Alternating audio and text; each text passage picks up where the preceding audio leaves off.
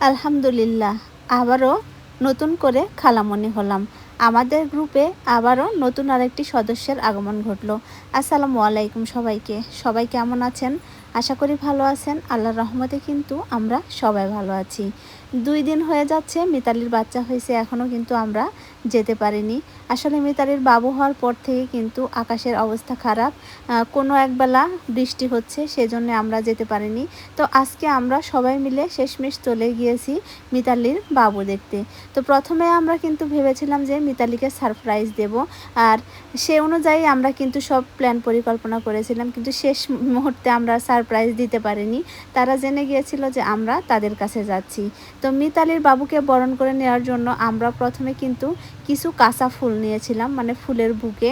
আর এই বুকে কিন্তু আমার ভাই পছন্দ করে নিয়েছিল। তো এই যে দেখেন ফুলের বুকেটা কত সুন্দর, এগুলো কিন্তু একদম তাজা। মিতালির বাবু হওয়াতে সবাই যেমন খুশি, আমরাও ঠিক তেমনই অনেক খুশি। আর আমরা কয়দিন থেকে ভাবছিলাম যে মিতালির কাছে কখন যাব, কিন্তু বৃষ্টির কারণে আসতে পারছিলাম না।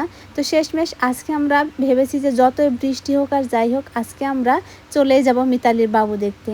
তো এই যে যেমন কথা তেমন কাজ, সবাই চলে এসেছি। আর আসার পর কাঁচা ফুল দিয়ে মিতালিকে আমরা বরণ করে নেব।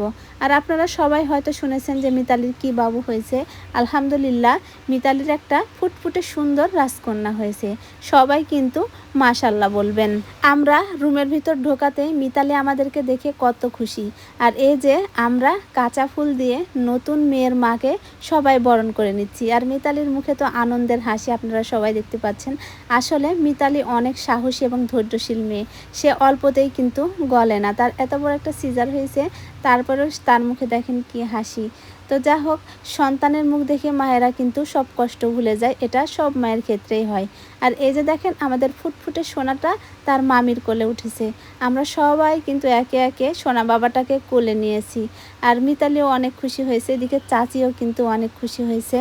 প্রায় 2 ঘন্টার মতো আমরা মিতালি ও তার বাবুকে সময় দিই। এখানে অনেক হাসি আলাপ হয়। আর এখন সবাই আমরা বিদায় নিয়ে চলে যাচ্ছি। এদিকে আমি আমার ছোট্ট খালামণিটাকে আদর করছি, আর আমার বোনটাকেও একটু বলছি যে ভালোভাবে থেকো, নিজের যত্ন নিও এবং বাচ্চার যত্ন নিও। আর এদিকে চাচি তার মেয়ের কাছে তো থাকবে, যে কয়দিন তারা ক্লিনিকে থাকবে। তো চাচি আমাদের বিদায় দিতে নিচে চলে এসেছে। আর এই যে সবাই আমরা গাড়িতে উঠে পড়লাম চলে আসার জন্য। বেলা প্রায় 2টা বেজে গেছে, আর সবাইকে কিন্তু অনেক ক্ষুধাও লেগেছে। তো আমরা বলছি যে অনেক দিন পর সবাই যখন একসাথে শহরে এসেছি, আজকে সবাই মিলে একসাথে শহরের রেস্টুরেন্টে দুপুরের খাবার খাবো। আসলে খাবার খাওয়াটা বড় কথা না, কিন্তু সবাই মিলে যে আনন্দ মজা হয় এটাই কিন্তু বড় বিষয়।